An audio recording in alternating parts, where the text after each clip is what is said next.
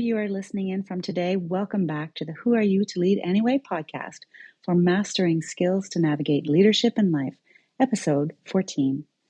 I am so excited to introduce a former colleague and good friend, Maryse Doucet.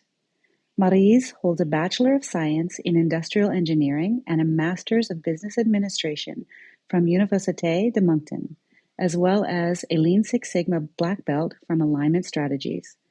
A former provincial councillor and active member of the Engineers and Geoscientists NB and the Board of Directors for the Atlantic Provinces Trucking Association, Maryse finds time to give back to her community. While I wasn't aware of this at the time of the recording, Maryse was recognized as Alumni of the Year 2 weeks ago for the Engineering Faculty of Université de Moncton. Congratulations, Maryse. Maryse's career in the transportation industry has been progressive in broadening and deepening her skills, talents, and deep expertise. Maryse currently serves as Vice President LTL, Less Than Truckload, and Terminal Operations for Armour Transportation Systems, where she's been for the last 2 years. Armour Transportation Systems is one of Canada's leading transportation specialists with over 2,000 employees, 24 terminals, and more than 4,000 pieces of equipment. Their vision is to be the dominant gateway between Atlantic Canada and the world, realizing profitable growth through leading transportation and logistics solutions, global partnerships, and strategic acquisitions. As an experienced leader and transportation professional, Maryse has a passion for process improvement, for people, her career, and of course her family and many friends. I am so excited to share our conversation with you so that you can hear her challenges, how she navigated them, and the wisdom she offers you as a leader. As you're listening, I would invite you to think about what you're hearing from her here that you can adapt into your own style and your own leadership approach. Let's get started. So Maryse, it is so wonderful to see you. Nice to see you too, Cynthia. It's been a long time. I think as we were chatting just before this call, it's been about a decade. It's crazy. Where does the time go? It is 100%. It feels like it was just yesterday somehow, but yes, it has been 10 years. So that's just how quickly life goes. I couldn't agree with you more. I am so grateful for you taking time out of your very busy day to be able to spend it not only with me here and recording an episode of the podcast, but also so that the people that are listening as they go about their day, and my focus is new leaders, that they can just kind of listen to our conversation and be able to take away some of the little nuggets that I'm sure will be dropped along the way. So I appreciate you so much for that. And I would love it if you would just introduce for the audience who you are, perhaps how we have come to know one another, and what you think, just from a leadership journey perspective, just a little bit of a summary about who is Maryse Doucet and how did she end up where she is today. Perfect. Yes, I'd be very happy to introduce myself. So thanks for giving me the opportunity, first of all, to be on the podcast. I'm very excited about the opportunity. So as you mentioned, my name is Maryse Doucet, and I am currently the VP of Terminal Operations for Armour Transportation Systems here in Atlantic Canada. I've been in this role for a year now, but I did join Armour Transportation 2 years ago. I am just to give you a bit of a background, I am an engineer by trade, but I've also spent a lot of my career focusing on continuous improvement. And I've, along the way, also completed my master's in business administration. And throughout my career, I've had the opportunity to have different roles, both in operations and in support roles, working across different departments. And I've also had the opportunity to work 1 year in sales. So I've been very fortunate to be exposed to a lot of different areas. I had no idea you worked in sales. I love that. And somehow it does not surprise me. That was for a 1 year. It was 1 year experience, and it was great actually to get to learn the armor business. So I just want to add very quickly. So the way that Cynthia and I got to know each other was actually through one of our continuous improvement programs that we did back in my earlier on in my career and earlier on in Cynthia's career. So I was a Lean Six Sigma black belt doing continuous improvement. And I had the pleasure of coaching Cynthia as she was doing her Lean Six Sigma Green Belt certification. So that's how we got to know each other. And that was such a fun time. It was. And it was interesting because I was curious about just the timeline. And for me, I mean, it was from around 2008 to 2012 that we were working together. So for a period of 4 years, but we were in different roles of that time. And it was just fascinating to me to not only see you, both of us were individual contributors at one point, and then both of us take on leadership roles. And so I think that's a great segue to just understand. I'm curious for you, Maryse, when you think about this journey of leadership, what has that been like for you and in navigating that for yourself? So it's actually been very interesting because very early on in my career, my first position was actually to be a process analyst for a maintenance shop. So at the time, I was an individual contributor. But I worked very closely with the group of technicians at the maintenance shop because my job was to try to improve the processes. So very early on, I actually was also put in the position where I had to cover for the supervisors when they were going on vacation. So that was really my first exposure to managing people. But very early on, I knew that I wanted to manage people and have the opportunity to become a leader and more than just an individual contributor, because I enjoyed that people component so much. So at that time, I made it known to my supervisor that was my intention to eventually get into have a position that would have more responsibilities for one, but also have the opportunity to manage people. So that's how it kind of started for me.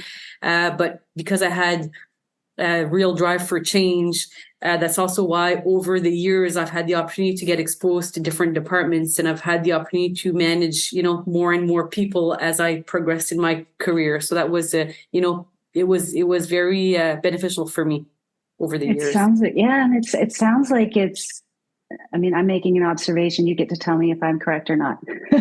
But it sounds like you had your career as a focus for you and took the initiative, I'm going to use that word, just to make your intention known. And it sounds like you had those conversations along the journey.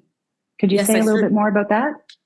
Yes, I can certainly expand. So I'll say that one thing very early on, I wanted to make sure that it was known what my intentions were. And I would say that when I was probably 22, 23 years old, I already knew, where I had an idea of where I wanted to go.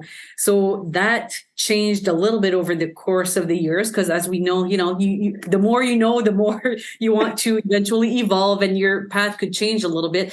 But I knew I had a strong desire to get to a higher level and continue to progress. But one thing that was super important for me was to make sure that it was very clearly communicated to my supervisors and the people around me that were coaching and mentoring me, because I didn't want to leave any grays on there. I didn't want people to guess what I wanted to do. I wanted them to be very aware of where I wanted to go so that they could support me and help me get there as much as, get their support and get their, proper advice, proper mentorship to help me get to where I wanted to be.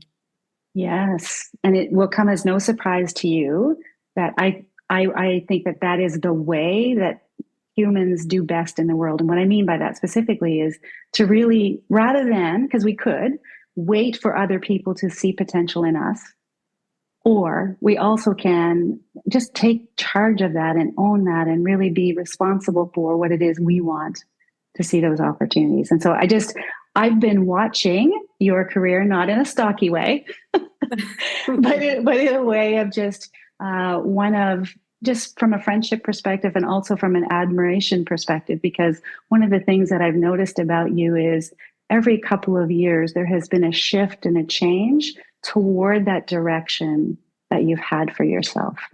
And so I would be curious to hear, along this journey that you've had, have there been any challenges that you have faced along the way? Yes, there's definitely been some challenge that I would say that the ones that I've seen more like happen often, I would say, is that every time I change roles, that's what I wanted. I've always wanted to continue to evolve, because after a few years of being in a specific role, I felt like I needed to challenge myself even more. And for me, it was to either change roles or change departments or learn something new or take additional responsibilities. So I think the big challenge for me has always been to make sure that I get to know the team around me, because, it's by knowing the people that are around you, the people that you can trust, the ones that you want to align with moving forward. So knowing to know the team, making sure that, they get to know you as well. That was also an important thing for me. And I think it's been, and I'm not going to say it was necessarily a challenge, but it was certainly something that I wanted to make sure that I did, but it was just kind of trying to make sure that people understood, like learn to trust me along the way too as a leader. So that was, because trust is everything, as a leader, you want to be trusted, because you don't have the trust, then you're not going to be able to accomplish as much as quickly as you want. So I couldn't agree with you more. And I'm curious so one of the things that I would share, just because I know you and I've worked with you, is and I can see your safety vest behind you.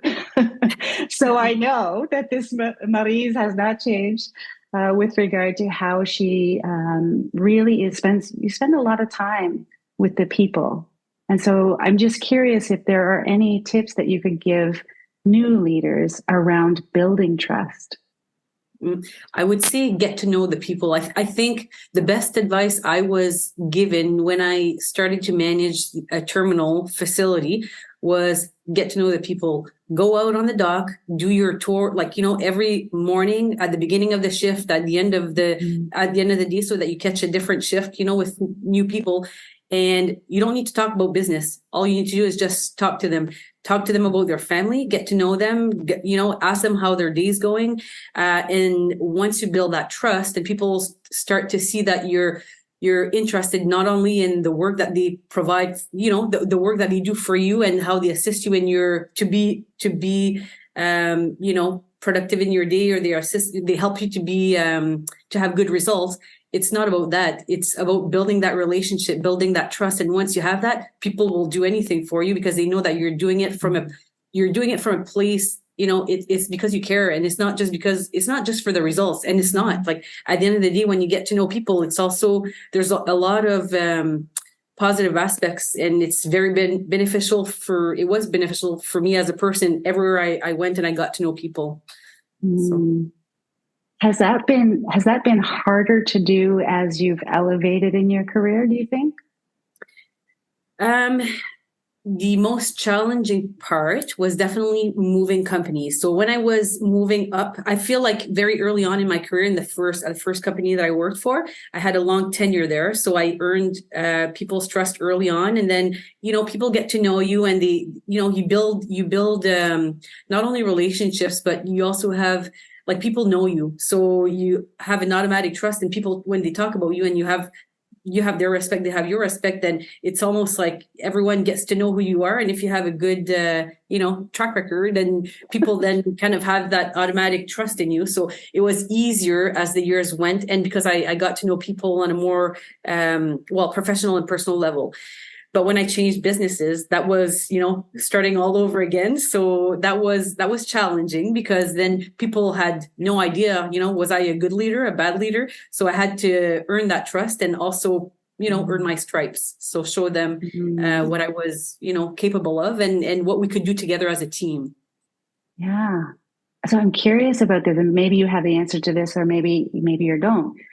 Were there any kind of indicators along the way that you could use for yourself to say, okay, I can see that it's quote unquote working, that I'm building that credibility, I'm building that trust, I'm building that tenure? I think you see it when people start to come to you, and people come to Mm. you when they have issues, when they have challenges, and they use you as a resource to help them and guide them. I think that's when you know that people trust you, because if they wouldn't trust you, they probably would find someone else to go to and ask those questions. So get advice from others. But I feel like, when you've earned people's trust, then, they will reach out, and then you have the opportunity to assist them, guide them, and help them. And I think it's all, you have to do it as a team. So to me, that's the most important part. I couldn't agree with that more. And I think the other interesting thing about that is, and I'm sure you've seen some or experienced some of these types of leaders, and I can't remember, you may have also heard this, but I think it was someone that we had in common as a general manager for a period of time that said something along the lines of, you can't lead from behind a computer. Like you No. really need to step out, get out there with the people, be with them shoulder to shoulder, care for them. Otherwise, when you're not doing that, you're not building any of that trust and credibility. And so I know that there's different models of leadership. Somewhere it's like it, and there's also some roles where it makes it easier for you to go out and be with people on the front line. And then there are some roles that are not. So I would be curious if you have had any experience with that being really hard to do, where you're unable to do that, but still want to do that. I mean, I would say that the more you move up in an organization, it's more difficult to spend the time, because your focus is not so much managing frontline staff, for example. I mean, in my early, like the roles that I had early on in my career were definitely more dealing with the front staff. So I had access and the ability to speak with them on a regular basis. I find the more you progress in your career, you have a smaller team of people around you, but it's, in my case, I'm sitting around the table of executives, and those are my peers, the people I work with every day. I connect with them every day, but those are not the people that I need to reach to. So it's more difficult. I have to make more of a conscious effort to, get out there and talk to the people. And I have to, manage my day so that I carve time to do that. So it's a little bit more challenging in that regard, but can still be done. Is there any advice that you would give to people who are facing that exact challenge today? I mean, I would say that it's easy to stay behind your computer and do your work and not connect with people, but you have to force yourself out of your comfort zone, and you have to get out there and just book some time in your calendar to go talk to the people, even if it's to have a dog walk, or to go on the floor and talk to, or go on, go see a specific department that you don't necessarily always interact with. But if you see that there's something popping up in your calendar that, there's an issue that you're working on, instead of dealing with it behind your computer, just go see them face to face. And I think, with the pandemic that's recently happened, it's made it even easier to stay behind your computer, because for a while people were fearful of having others in their workspace, but I think now we're at the point where I think we all need to get out of that shell and start to have more face-to-face interaction, because the human contact, you can't replace that. You can't have that same interaction with someone on Teams or Zoom. It's just not the same. Yeah, it is just not the same. It is not the same at all. I'm curious for you if, and this is something that you don't, I'm curious about, because I'm making an assumption. So I'll just give you my assumption and you can play with it. Would there have been a difference in leading a group of, let's say, individual contributors versus leading leaders? I think there is a difference, because either it's like, whether it's frontline or individual contributors, I feel like, you want, as a leader, I think you want to connect with all of the groups, but it's not the same, because I think people leaders typically, they have a certain expectation. I think they have sometimes more independence to make decisions, and may not need the same guidance as perhaps frontline people would, or individual contributors. I think it's important to focus on both groups, but I think there's just a different way of communicating with them, and a different way to assist them and support them. Okay. I want to go back to something that you said earlier because I'm going to just out myself. I thought I was the only person who had to schedule time in my computer so that I could go around and meet people. But I think that's an example of a structure that's quite easy to put in place for when you're new to a role and wanting to make an impact with people. Right? Just leverage some of the tools that you have. Mm-hmm. Yeah. Yep. Okay. I'm curious about when you think about your career. Now you have the benefit of the rear view mirror, we'll say, even though you have plenty of runway ahead of you. you have some rear view mirror that you can look through. Is there anything that you wish you would have known or someone would have told you about leadership? I mean, about myself, I would say that I would tell myself to trust my gut more, trust my instinct more. But I would say that, someone once told me it's not about who you know, it's about who knows you. So what I would do, I think, as a new leader, I would make sure that I really nourish my network and I surround myself with good people. I think I've been very fortunate in my career. It happened organically, and I've been lucky because the people around me have all been like trustworthy people that, saw potential in me and helped me get to the next level every time I wanted to get to, a next role or try something different or challenge myself in a different way. But I think you have to make sure that the people around you have your best interest at heart, and they also want to they understand what you want to try to accomplish, and they help you get there. So I think it's important to build your network internally within your business, but it's also important to build your network externally, because I've also had the benefit of having coaches and mentors outside of my organization. So I think I would tell myself, if I was able to go back to when I was like probably 22, 23, I would say, make sure that you don't miss a step there, and really nourish those relationships. I love that. And I know that sometimes our brains love to skip steps. Mm-hmm. And eventually, whether we realize it perhaps in real time, we will come back to get the lesson that we missed when we skipped. That's true. Yes. And so I think you are still involved with the Atlantic Trucking Association as well. So I think that speaks to just what you were saying around internal networking and external networking. So I'm curious, from a leadership perspective, how did those external networks help you lead? In different ways, actually. I've had the opportunity over the years to see what good leadership looks like and what bad leadership looks like. And I'm going to form my own opinion, of course.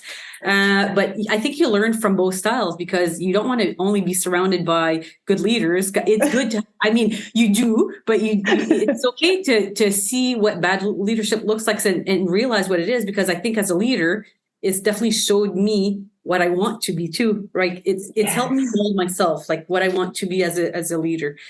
So that has been extremely beneficial. But I've also, through those organizations that I've done some volunteer work for, I've had the opportunity to meet people who have helped me, like open doors for me for other opportunities that perhaps I wouldn't have considered or I wouldn't have been exposed to otherwise. Yes, absolutely. Absolutely. And I think you touched on something really interesting, as I imagine, my younger self as well, and the people that would be listening to this podcast, as it relates to, even if you are experiencing in this moment poor leadership, there's still something there to be learned. Mm-hmm. Right. And to take those things and just, instead of being defeated, which I think is sometimes how it feels when you might be experiencing less than, the leadership that you would like. But I think I heard something the other day, and I wish I could remember where I heard it so I would attribute it correctly. But it's almost like, be the leader you need, right? Be the leader that you're looking for. Be that person for your team. Mm-hmm. So exactly. I love that point so much. The other point I'd like to just quickly make is that, I've throughout my career, one thing I've found as a leader is that I've always tried to kind of be just tell myself that I'm in my position because of the people that are around me. I'm not it's not the opposite. It's not the other way around. Like I'm there to basically help them and support them and help them grow and perform well. It's not the opposite, or like, it's not them being there for me. It's the opposite. I'm supposed to be there to, be a good leader for them. So that's my purpose. I love that. It sounds like taking them somewhere they might not have gone otherwise. Mm-hmm. Right? Just kind of lighting the way for them. More of I'm going to use this term, like a servant leadership approach. Yes, very much so. Very much so. It's interesting because you're raising up in me something that I'm noticing that I'm sharing with some of my clients, which is whenever the teacher is ready, the student appears, but we just never know who's who. Right? Well, like there's something to learn on both sides. That's why. Yes. Yeah. Always. Mm-hmm. There's something to learn. I think it's to have that open mind, to be curious about what is it that I can learn? What is the lesson for me here? What can I take away and apply for myself?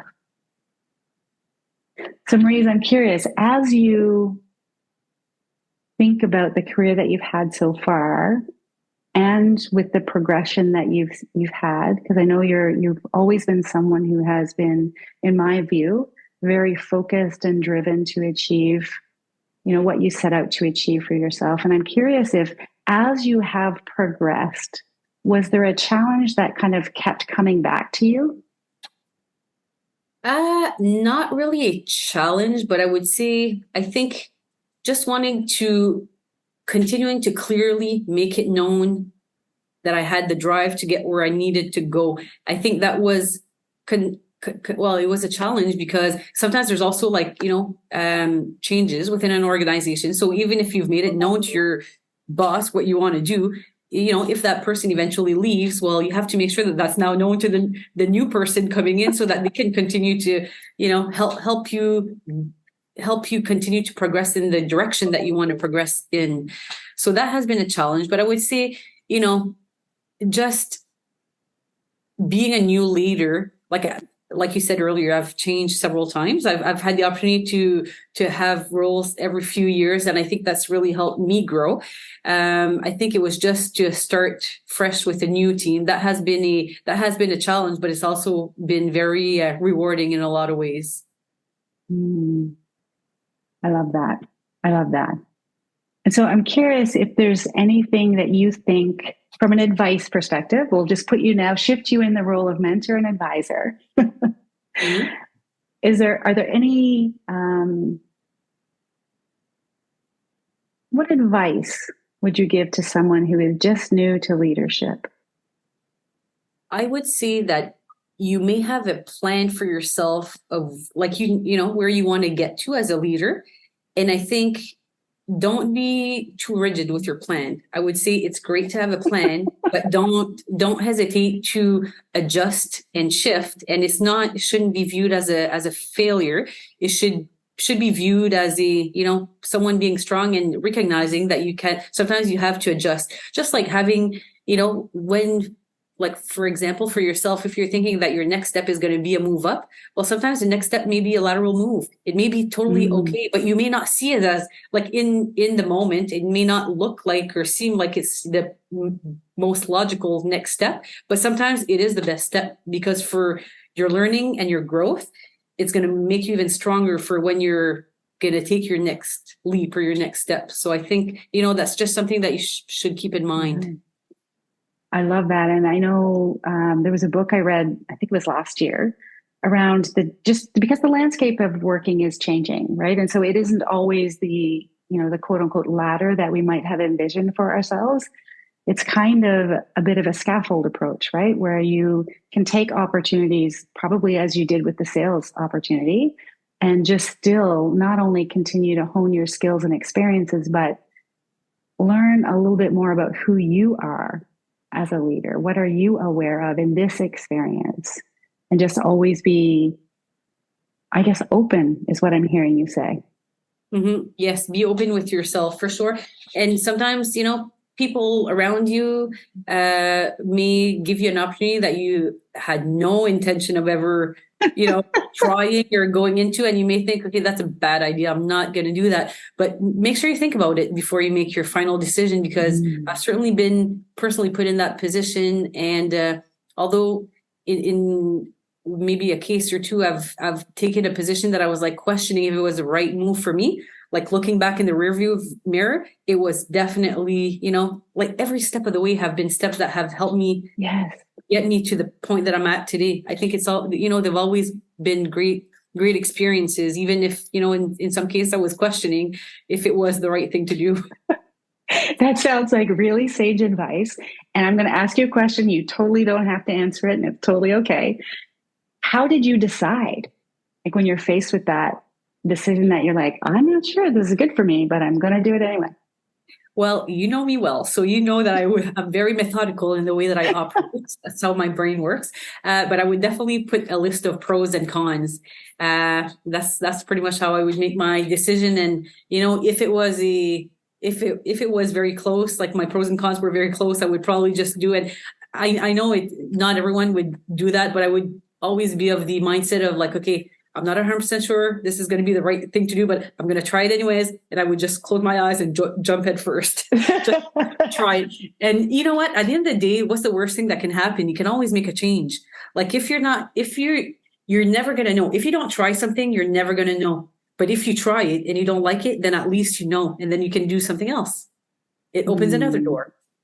Very, very sage advice. I love that. And I will tell you that as we've been having this conversation today, something came back in my mind from my Greenbelt days. Because I was never, just for the listeners, I was never as driven as it relates to Six Sigma as Maryse. So I have a green belt. She has a black belt. But the whole plan, do, check, act is totally going around in my mind. Something to apply in everything you do. Well, so it's interesting because I used to make my decisions the same way as you do, with the pros and cons. And now I only choose pros because the cons always will show up somewhere else as a pro. That's true, because they become opportunities. Yes, absolutely. I love that. I love that. So is there anything else as we kind of prepare to wrap up, Maryse? Is there anything else that you think, given your experience, that new leaders could benefit from hearing from you? I would say, I talked about coaching and mentorship earlier. I would say that and we talked about having both sides of being a teacher and teaching. And I think if I can give you and people a piece of advice is that, if you've benefited from having coaching and mentoring in your life, I would say you should think hard about doing it for someone else, because what you want to do is give back. And I think you want to be that person that, the person that helped me. I want to try to be that person for someone else as they grow in their career path. And I want to be the person who can give them advice. So I would say, whether you're a new leader or an experienced leader, I think that's something that you should do. It's kind of giving someone else the hand up. Yes. And you will see that you're going to gain just as much as they will. I love that. I'm curious. I do have one last question. Because I'm watching, like I said, and not in a stocky way, but what do you think is next for you? Well, I mean, it's funny because when I was 22 or 23 years old, I remember having my defined career path of where I wanted to get to. And I don't know if it was, I know it was a good goal to achieve, but I've achieved that goal. So now I'm at the point where I'm like, okay, well, this can't be it. This can't be just it. So of course, my plan now is to, like, I've kind of redefined my career path aspirations and where I want to get to. So my next step, hopefully, is going to be to continue to grow in that, in that ladder that I've grown so far. So that is my plan. So without giving too much detail of what my career path is, that's my plan. It's just to continue my growth journey. I love it. And I would just kind of share that I too, it's interesting because when I left my corporate career after it was 35, 36 years or something, last year, I thought, this is what I want to do. I've arrived, quote unquote, arrived. I'm now working for myself. I'm doing what I love. I'm coaching full time. And it was about 30 to 40 days. And I was like, this can't be it. there has to be more. And Right. very quickly, the more was uncovered to me. So it's almost as though, with the benefit of looking back, and I'm a little further along in my journey in life than you are. But as you do keep growing yourself and evolving yourself, new things become possible. And I think that would be the connection I would make back to what you said earlier is around this network of having internal and external people around you, surrounding yourself with supportive people who believe in you, trust in you, and just see those possibilities, because it does show up. So it's almost like, don't give up. It's still out there. And whenever you think you're there, you might not quite be right. No, exactly. That's not the end of the journey. That's always what you got to tell yourself. So I'm going to summarize a couple of the things that I feel like I've learned from you, Maryse. Own your career, communicate it to other people, let them know, schedule time to be out there with your people, build trust with them, meet new people, but it's really about who knows you. Adjust and shift your opportunities, your path, your mind. Always challenge yourself and be prepared to change. And when someone gives you a hand up, you can turn around and do the same for someone else. Is there anything that I have missed? I don't think so. That was a great summary. I have learned a lot from you in this short time that we have been able to reconnect. And I so am grateful to see your beautiful face, to reconnect with you, to hear what's new and up with you. And I'm so grateful for you being able to share what you've learned with my guests, my audience. Well, thank you very much for inviting me. It was a great experience, number one. But again, to be able to reconnect with you, Cynthia, is amazing. It won't be the last time, Maryse. Excellent. I hope not. I hope not. And maybe we can even finagle in some wings and beer at some point. Yes, we will. I'm in. All right. Awesome. Thank you so much.